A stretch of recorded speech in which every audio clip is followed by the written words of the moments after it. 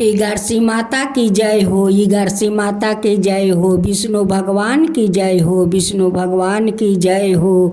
आज मैं ईगारस माता का नई कहानी सुनाने जा रही हूँ। इस कहानी का आप लोग ज़रूर सुनिएगा।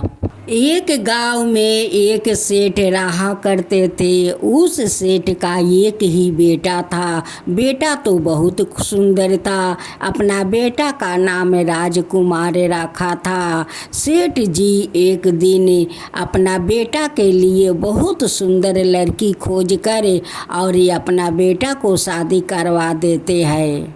सेठ का बहू का नाम इंद्रपरी थी। वो इतना सुंदर थी कि उनके माता पिता अपना बेटी को नाम इंद्रपरी रख दिया। इंद्रपरी स्वभाव का बहुत अच्छी थी। वो संस्कारी थी और पूजा पाठ में उनकी श्रद्धा भक्ति बहुत रखती थी। सेठ सेठानी अपना बेटा बहू से बहुत प्यार करते थे, बहुत प्यार करते थे और अपना बहू को बहुत तारीफ करते थे कि मेरी बहू इतना सुंदर है, इतना सुंदर, फिर भी सारा संसार का काम करती है, ईगारस माता का पूजा पाठ करती है, वो कितना संस्कारी है।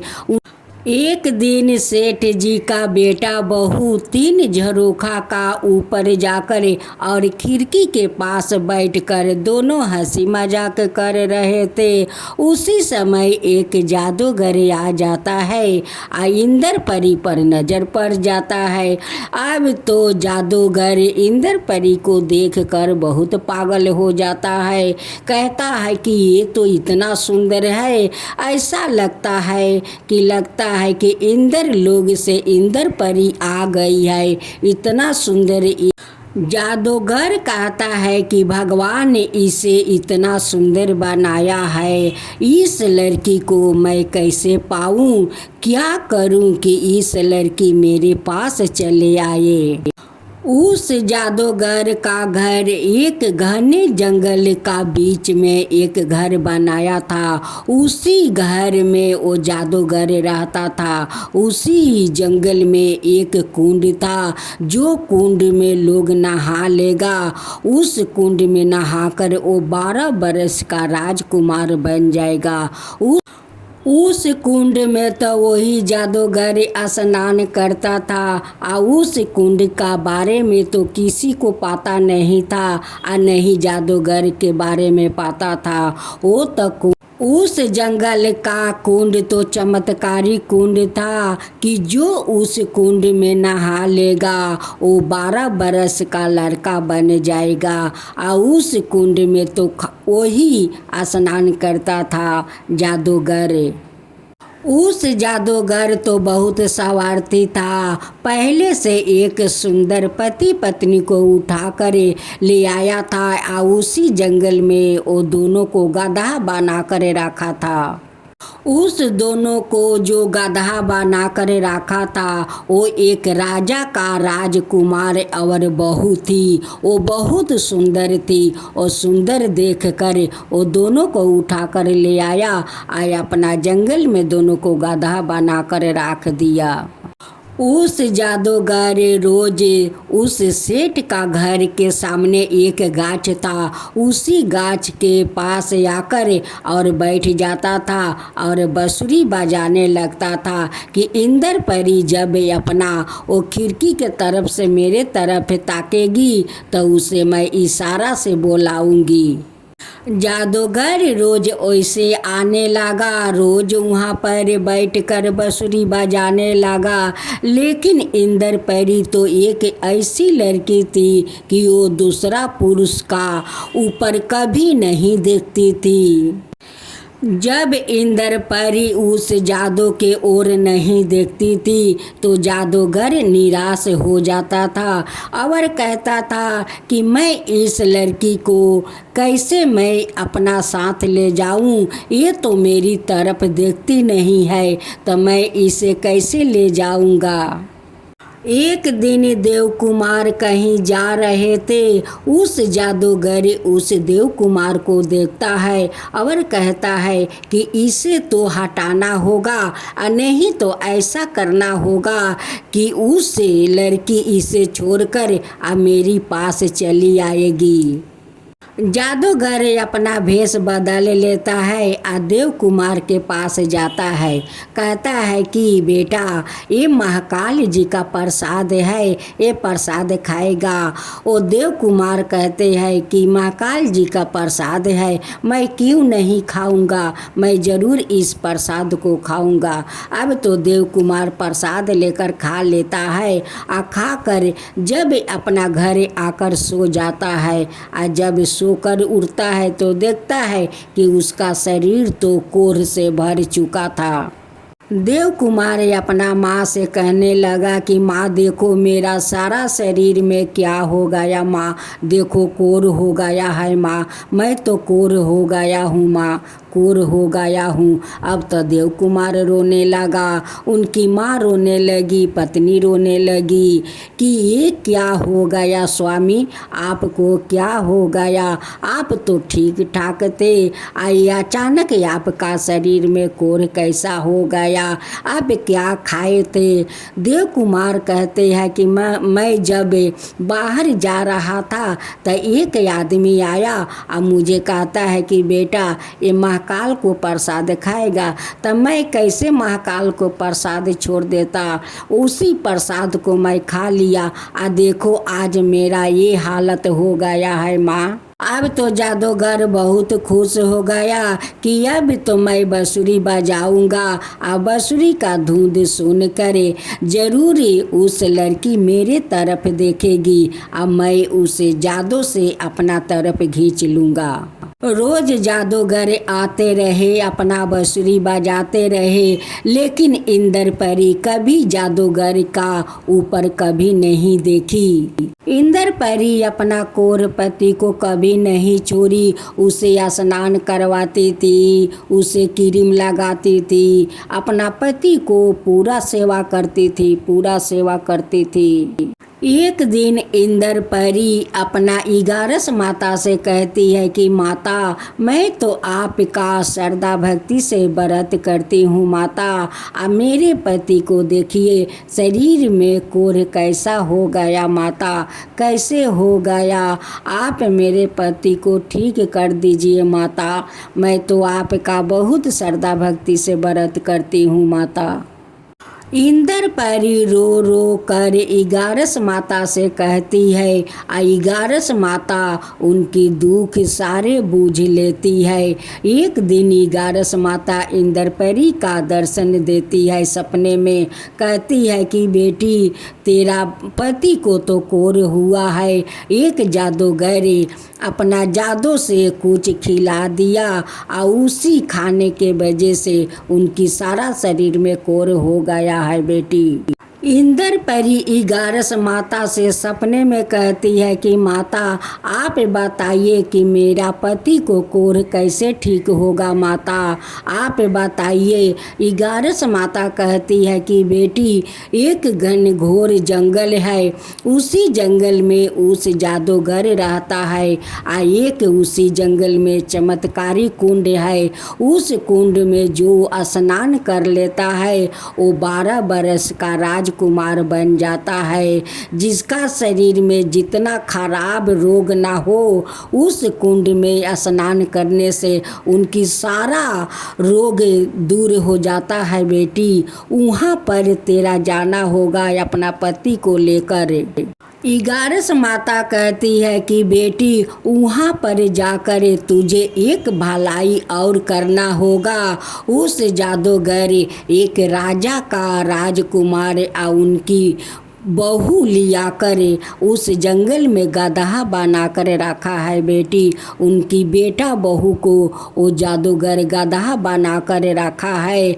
वो रात को जब आता है तो उनकी बहू को उनकी अपना रूप में ले आता है और लिया कर उनसे अपना सेवा करवाता है बेटी, अपना सेवा करवाता है।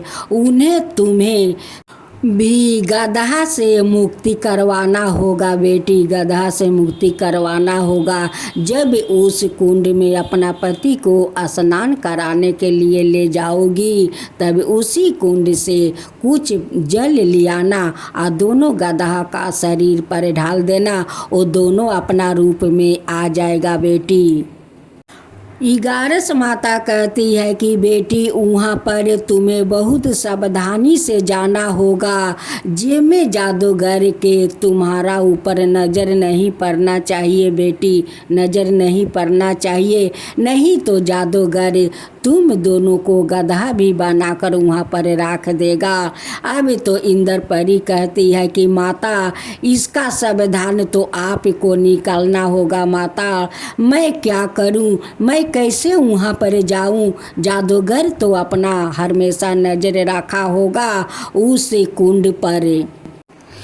ठीक 12 बजे का समय वो जादूगर कहीं बाहर में जाता है और उसी समय तुम्हें उस कुंड तक जाना है और अपना पति को स्नान कराना है और एक कलश में पानी भर कर ले आना और दोनों गधा का शरीर पर ढाल देना, वो दोनों अपना रूप में आ जाएगा और वो दोनों को लेकर अपना साथ आना बेटी। जब इंद्र परी का अंगी टूटा तो वो तो चिल्ला कर उठती है। उनकी सासू माँ कहती है कि बेटी क्या हुआ कि इतना ज़ोर से चिल्लाई। कहती है कि माँ मैं तो बहुत भयंकर सपना देख रही हूँ कि इगारस माता मेरे सपने में आई है और मुझे एक जंगल में जाने के लिए कहती है और कहती है कि उस जंगल में एक चमत्कारी कुंड है, उस कुंड में ले जाकर अपना पति को स्नान कराना है, तुम्हारा पति को सारा कोर ठीक हो जाएगा। उसी जंगल में उस जादूगर एक राजा का बेटा बहू को लिया कर गधा बनाकर रखा है, उनके शरीर पर तुम उस कुंड का जल लेकर ढाल दोगी तो वो अपना रूप में आ जाएगा बेटी। यही सब इगारस माता मुझे सपना में कह रही है माँ, यही बात कह रही है। आप बताइए मैं उस जंगल में कैसे जाऊँ। उनकी सासू माँ अपना बहू को हिम्मत देती है और कहती है कि बहू देखो सावित्री कैसे अपना पति को जमराज के हाथ से प्राण छीन कर ले आई थी, वैसे ही तुम भी उस कुंड तक जाओ और अपना से पति को शरीर को निर्मल करो, स्नान उस कुंड में करा करे। उनकी सासू माँ कहती है कि बेटी तुम क्यों चिंता करती हो, तुम तो इगारस माता का भक्त हो, तुम्हारा साथ तो इगारस माता देगी बेटी, तुम्हारा साथ इगारस माता देगी। इस परीक्षा में तुम जरूर पास होगी बेटी, जरूर पास करोगी। सासू माँ कहती है कि जाओ बेटी, हमारा आशीर्वाद तुम्हारा साथ रहेगा बेटी, जाओ जाओ तुम।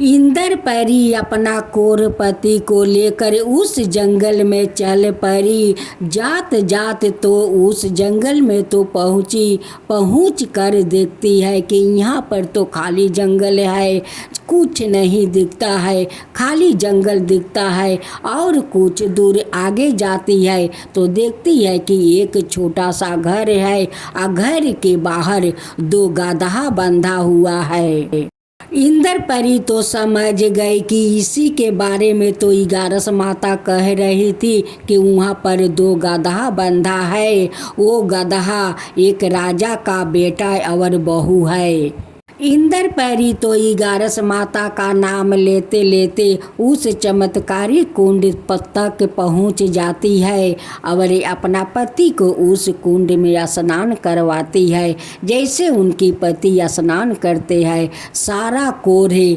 उनकी वही कुंड में चला जाता है और उनकी शरीर निर्मल हो जाता है। एक कलश में जल लेती है, आती है वही पर जहाँ जादू जादूगर दोनों गधा का बांध कर रखा था।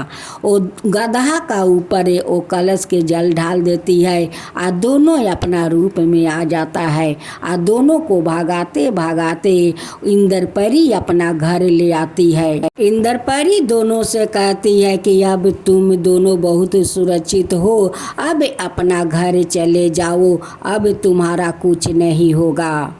दोनों पति पत्नी इंद्रपरी को धन्यवाद देते हैं कि आज हम लोग का प्राण आप बचाया है, आपका ये एहसान मैं कभी नहीं भूलूंगा। जब जादूगर अपना घर पर आकर देखता है कि दोनों गधा तो यहाँ पर नहीं है, ज़रूर यहाँ पर कोई ना कोई आया था और दोनों गधा को यहाँ से खोल कर ले गया है। अब तो जादूगर इंद्रपरी का घर के आसपास घूमने लगा कि मैं तो इंद्रपरी को पाकर ही रहूँगा और इनसे मैं शादी तो ज़रूर करूँगा। अब तो ऐसे करते करते चक्कर लगाते लगाते जादूगर बहुत थक गया था। थकन के कारण वो गाछ के पास जाकर सो जाता है। अब तो 11 माता जाती है और उनकी बंसुरी सूधे उस झोला में आग लगा देती है। उसी बांसुरी में तो जादूगर का प्राण था। अब तो बांसुरी भी जल गया, झूला भी जल गया और जादूगर वहीं पर मरे हुए पड़े रह गया। उस समय इंद्रपरी 11 माता का व्रत कर रही थी और अपना सासू माँ का 11 माता का कथा सुना रही थी।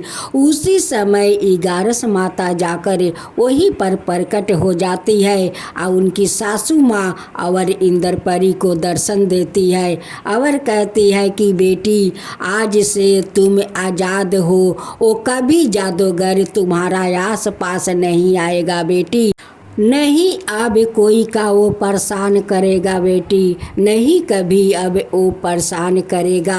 वो दुनिया से उठ गया बेटी, उस जादूगर दुनिया से उठ गया। मैं तो उनकी बंसुरी में प्राण था, मैं बंसुरी जला दिया, उनकी झोला जला दिया, वो अब कभी जीवित नहीं होगा बेटी। आज मैं तुम्हें आशीर्वाद देता हूँ कि तुम सदा सुहागिन रहोगी बेटी, सदा सुहागिन रहोगी। दोनों सास बहू 11 माता को चरण पकड़ कर वो प्रणाम करती है या कहती है कि माता आज तो आपका दर्शन पाकर हम लोग धन्य हो गया, माता धन्य हो गया। जहाँ आप है माता वहाँ पर भला कभी संकट आ सकता है माता, कभी संकट नहीं आएगा माता। हे 11 माता आप कभी संकट आने नहीं देंगे माता, आने नहीं देंगे।